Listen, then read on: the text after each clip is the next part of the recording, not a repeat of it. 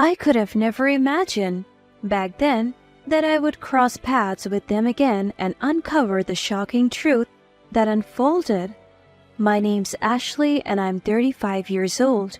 For the past 10 years, I devoted myself to being a full-time wife, supporting my husband Sam with unwavering dedication. We don't have any kids, but we always told each other that our love was more than enough, that having children wasn't the only way to live a fulfilling life. But then one day, Sam changed. Looking back, maybe it was just his true nature finally coming to surface. You see, my parents divorced when I was little, and I was brought up by my dad. When I was a teenager, my dad finally told me why he and my mom split up. He said it was due to incompatible personalities. Back then, I thought it was such a trivial reason to end a marriage. After all, everyone has their differences, right? But as I grew older, I painfully realized that differences in personalities, differences in core values, could indeed lead to a divorce. I had to face this harsh reality when my father was tragically killed in a car accident last year. My father, who used to run a construction company, was a craftsman at heart. Even at the age of 70, right before he passed away, he was still actively working, and his experience and skills were highly regarded by his clients. His business thrived, even during economic downturns. He was also endorsed by the church community as a master carpenter. His unique techniques of building church using timber fitted together without nails was among his area of expertise. My father, with his dexterous hands, would always cook for me after work. Even now, I'm grateful for all the love and nutrition he provided me. What's important is not what you get in return from others, but how much joy you can give to them, he often told me. I try to live up to these words by devoting myself to my husband Sam. However, after my father suddenly left this world, Sam seemed to change drastically, as if revealing a hidden side of him. Our conversations never ceased, but they often turned to the topic of my father's inheritance. With your dad's inheritance, we can build our own house, right? We can finally move out of this old apartment and into our dream home. I never mentioned to Sam about using my father's inheritance to build a house. I had planned to save it for our retirement. Moreover, I just couldn't use the money my father had worked so hard for to raise me as a single parent. My father was a serious man who never gambled or squandered his money on frivolous activities. Because of this, he left behind a significant amount of wealth. Up until now, I had always been open with Sam about everything. However, seeing the glint in his eye as he eyed my father's inheritance, I found myself lying about the exact amount. We can't afford to buy a house. My father must have spent a lot on drinks and pachinko because he was lonely.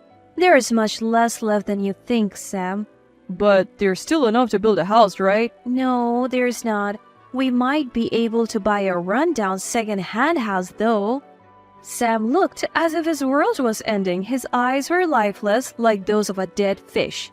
It was my first time realizing how money could change a person. I even began to doubt if Sam had stayed with me in hopes of getting his hands on my father's inheritance. However, about 6 months later, on a weekend while I was doing chores and Sam was watching TV, he said, I have something to tell you.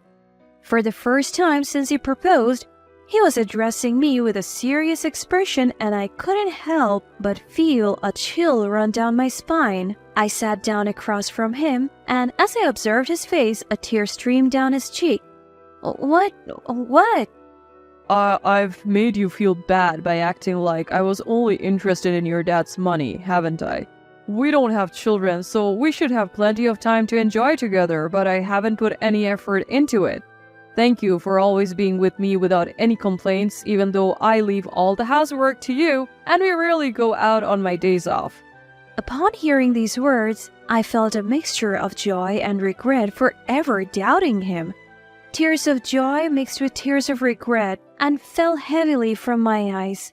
The look in Sam's eyes as he gently hugged me was the same as when I fell in love with him. As I felt his warmth radiate through my body, I truly felt glad that I married him. From that day forward, no matter how tired he was after work, Sam would always help me with my chores. On his days off, he would even try cooking dishes that he had never cooked before. He didn't get upset even when I was strict with him. Seeing him overcome each challenge made my heart flutter. I felt proud that I had chosen him as my husband, and we lived each day as if we were newlyweds again. But then, 6 months later, things started to change when a letter arrived in our mailbox. Here, this letter was in the mailbox today. It's for you, Sam.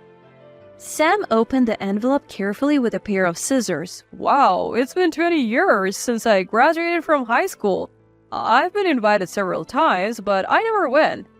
The envelope contained an invitation to a reunion from his high school friends. I knew he had been invited to these reunions several times since we got married, but he had always declined out of consideration for me, who had no connection with his classmates. I told him that he should definitely go this time. Don't worry about me, you should go and have a good time with your classmates. After some hesitation, Sam decided to attend the reunion and began preparations for it, which was scheduled to take place in a month. Sam, who rarely went out with anyone other than me, didn't have any stylish clothes and his hairstyle was a mess. He told me that because he could be completely open with me, he didn't feel the need to dress up. Well, I have always been a bit clueless about fashion, and I believe that it's what's inside a person that matters, not the outside. However, since the invitation to their reunion arrived, our dates turned into a tour of men's clothing stores, and I found myself tagging along every week. I realized that his sudden interest in fashion was because of the reunion, but ever since that letter arrived, Sam would often come home late from work. He usually arrived home by 7 p.m., but it became common for him to come home past 9 p.m. He insisted it was due to overtime, and I couldn't verify if his words were true. Sam was the one managing our financial statements, and I hadn't seen them before. I also didn't want to call his company as it felt like I was doubting him. 3 days later, with 2 weeks left until the reunion, Sam returned from work and sat me down in the living room chair to share some news.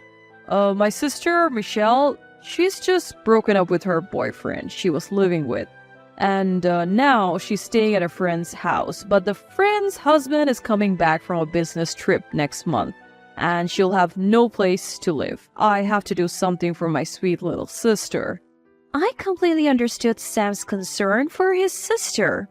I have a younger brother who's currently working overseas. Even after I got married, I worried about him and often contacted him. He's a dependable guy, just like our father, but he's too nice and easily deceived. I felt like it was my mission to protect him, so I wanted to help Sam's sister, but since the wedding, I hadn't seen or contacted her.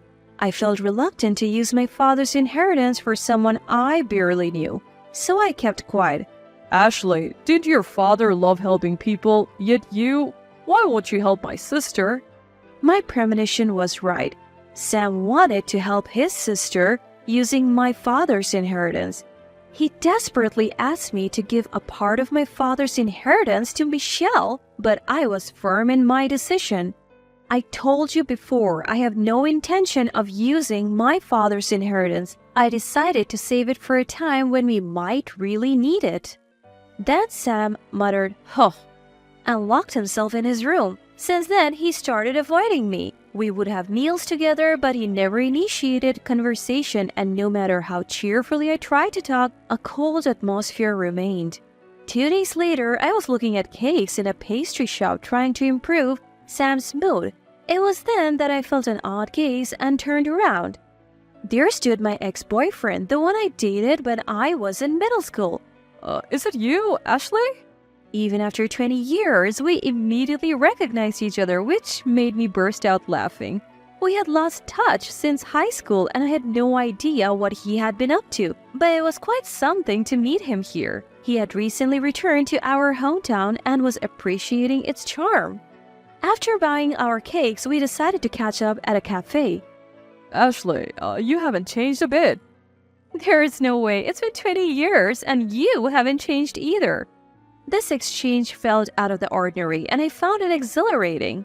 We talked and laughed for a while, but when the conversation turned to love stories, his expression suddenly darkened, and I didn't know how to respond. I recently broke up with my girlfriend, and all I do is regret it. Why did you break up? I couldn't provide her the emotional support that she needed.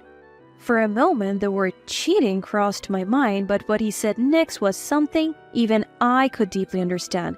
It seems his ex-girlfriend has always had a weak constitution and can't work long hours, so she has only ever worked part-time. Despite knowing this, they started dating. But as he became more and more successful in the marketing industry, she felt she couldn't keep up with him and chose to step back. I have achieved success in my work and can provide a luxurious life, so I told her she shouldn't blame herself even if she can't work much. But she never listened to me and cried all the time. Hearing this, I felt that he was at fault. You're just bragging about yourself and putting pressure on your ex-girlfriend. I'm sure she didn't want a luxurious life but felt lonely because you were too absorbed in your work. Apparently, because of his busy work schedule, he would only go home twice a week and he didn't even text her daily. Hearing this, I could painfully relate to his ex-girlfriend's position and couldn't help raising my voice. How did your ex-girlfriend put up with this? If I were her and this kind of neglect went on, I would have broken up with you. No matter how busy you are with work, you have been too neglectful. And you knew she couldn't work. Why didn't you care for her more?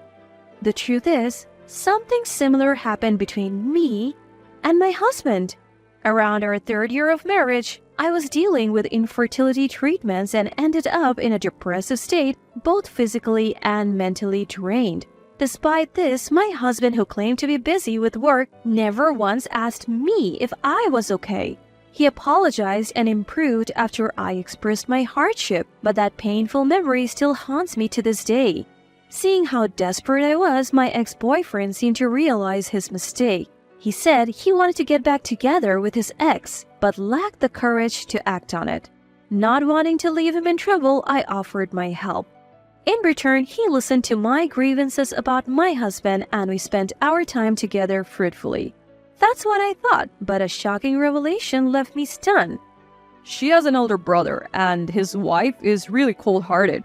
Despite being a stay-at-home wife, she doesn't do any chores and squanders money on night outs. Apparently, he's considering divorce, but she won't sign the divorce papers.